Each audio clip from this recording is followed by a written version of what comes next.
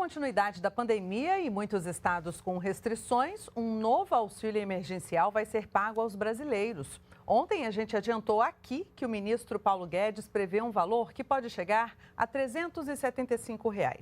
Mas para isso é preciso que o Congresso aprove a liberação dos recursos para pagar esse novo auxílio.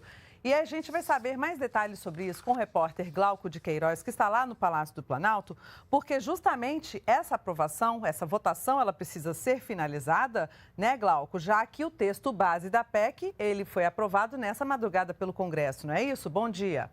Olá, bom dia, Daniele, bom dia a todos.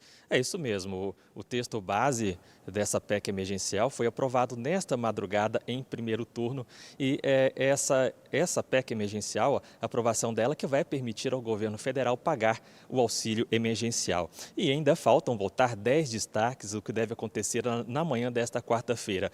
Caso esses destaques sejam aprovados, o texto volta para o Senado. Caso contrário, o texto sendo aprovado aí em segundo turno sem alterações, aí sim ele segue para a promulgação. A PEC aprovada destina 44 bilhões de reais por fora do teto de gastos para o pagamento do auxílio. Por outro lado, o texto impõe mais rigidez na aplicação de medidas de contenção fiscal, de despesas com pessoal e também de isenção tributária. Quanto ao auxílio emergencial, o Ministério da Economia diz que só vai aí avaliar quando começa a pagar, quando for aprovada a PEC em definitivo. Nesta semana, o ministro Paulo Guedes adiantou que as parcelas da ajuda serão de R$ 175 a R$ 375 reais por 4 meses. Lembrando aí que a PEC emergencial, ela é paga aí aos trabalhadores para amenizar as dificuldades financeiras provocadas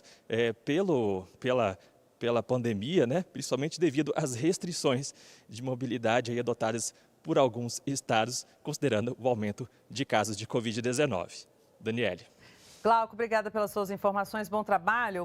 Bem, daqui de Brasília a gente segue então para o Rio de Janeiro, porque o repórter Tiago Pimenta vai falar agora da ajuda também nesse momento de pandemia aos empresários. Os bancos, eles vão poder estender o prazo de carência para pagamento de parcelas do Pronamp, que é aquele programa de empréstimos que socorreu mais de 520 mil micro e pequenas empresas, né, Tiago? Bom dia para você.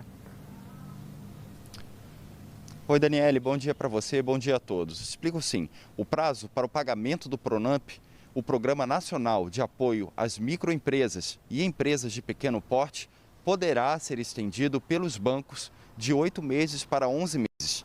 As empresas que desejarem ter mais tempo para pagar devem procurar as instituições financeiras com quem fizeram um empréstimo. E como você disse, Daniele, o programa já beneficiou 520 mil micro e pequenas empresas, empresas de pequeno porte. O Pronamp, que é considerado pelo governo federal o maior programa de crédito da história para micro e pequenas empresas, já disponibilizou mais de 37 bilhões de reais direto para as mãos de quem empreende. Esses empresários puderam tomar até 30% do faturamento anual em empréstimo, com taxa de juros máxima pela tabela Selic de 1,25%. Voltamos com você, Daniele. Obrigada, Tiago, pelas suas informações ao vivo. E agora, falando de vacinas, mais 2 milhões e 600 mil doses da vacina contra a Covid-19 estão sendo distribuídas para todos os estados e o Distrito Federal.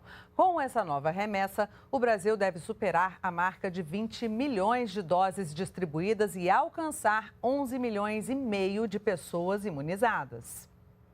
Os voos com o 7º lote da vacina Sinovac Butantan chegam até esta quarta-feira em todos os estados e no Distrito Federal. A meta é vacinar mais 1.238.000 pessoas dos grupos prioritários. São idosos de 80 a 84 anos, trabalhadores da saúde e pessoas na faixa de 75 a 79 anos. Nesta etapa, não haverá o fundo estratégico, que reservava 5% do total de doses para lugares mais críticos. O Ministério da Saúde avaliou que todos os estados e o Distrito Federal enfrentam aumento de casos da Covid-19, não sendo possível, portanto, eleger apenas alguns locais prioritários para receber doses excedentes. E nesta terça-feira, o ministro Eduardo Pazuello pediu uma atenção especial à Aliança Mundial de Vacinas para entrega em curto prazo dos 42 milhões e meio de doses adquiridos do consórcio global COVAX Facility. Desde o dia 18 de janeiro, quando começou a imunização, foram vacinadas 10.200.000 pessoas, segundo o Ministério da Saúde. E alguns grupos chegaram a ser 100% imunizados, como os idosos que vivem em instituições de longa permanência e indígenas que vivem em aldeias. E para fortalecer a rede de atenção primária à saúde em todo o país, o Ministério da Saúde lançou um novo edital do programa Mais Médicos, com 2.900 vagas. Os municípios interessados têm até segunda-feira, 15 de março, para informar a necessidade de profissionais ao Ministério da Saúde. Depois disso, entre os dias 16 e 22 de março, será a vez dos médicos se cadastrarem no programa. A previsão é de que os selecionados na primeira chamada já comecem a trabalhar no fim de abril. Mais velocidade na transmissão de dados e avanços tecnológicos para a indústria. Essas são algumas das vantagens da internet móvel de quinta geração, a chamada 5G, que será implementada aqui no Brasil. O ministro das Comunicações, Fábio Faria, participou de audiência no Congresso nesta terça-feira e explicou como essa tecnologia vai chegar a todo o país. O leilão da internet móvel de quinta geração será realizado até julho deste ano e vai permitir o início da implantação do sistema em todo o país. Durante videoconferência com deputados, o ministro das Comunicações explicou que a nova tecnologia vai impulsionar a indústria e o agronegócio.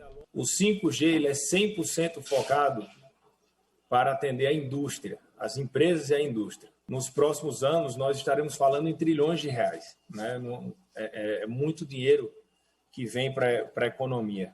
Um dos compromissos das empresas participantes do leilão do 5G será levar conectividade a localidades na Amazônia, além de criar a infraestrutura para a rede privativa de comunicação da Administração Pública Federal. Segundo o ministro das Comunicações, o processo deve ser executado em etapas, até 2028, por causa do alto volume de investimentos necessários. A gente vai começar com a quantidade mínima de antenas no ano que vem, no ano seguinte vai ampliando, começa só nas capitais, mas a gente, no próximo ano, nas 27 capitais, nós já teremos algumas antenas de 5G standalone funcionando.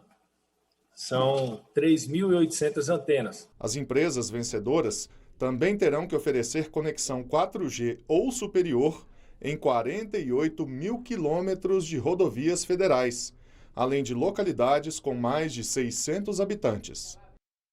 O Brasil importa 80% da matéria-prima utilizada na fabricação de fertilizantes.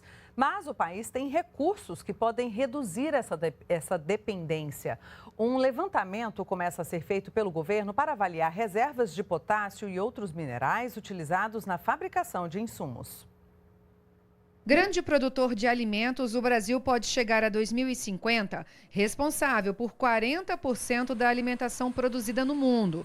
Mas ainda depende da importação de matérias-primas, como fósforo e potássio, para produzir fertilizantes, que são insumos essenciais para a plantação. Por isso, o governo instalou nesta terça-feira um grupo de trabalho que vai estudar a elaboração de um plano nacional com propostas para aumentar a produção de fertilizantes no país. Um programa nacional de fertilizantes envolvendo aí a produção de forma mais econômica no território nacional, como diminuir a dependência externa, ampliar a competitividade do nosso agronegócio, já que nós temos uma responsabilidade até 2050 de prover o mundo, né, não só o nosso país, mas o mundo com 40% dos alimentos mundiais.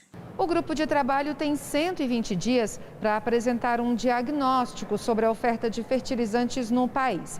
Será feito um mapeamento das minas de fósforo e de potássio do país e um estudo sobre a utilização dessas reservas. O grupo pode trazer como resultado, por exemplo, propostas legislativas para facilitar a produção de fertilizantes no Brasil. A elaboração desse plano faz parte de uma determinação do presidente da República de que a SAI elabore o planejamento de longo prazo, como a coordenação a nível transversal das estratégias setoriais dos ministérios e entes do governo. Qualquer pessoa, física e jurídica, brasileiro ou estrangeiro, pode apoiar a proteção e conservação de parques em todo o país.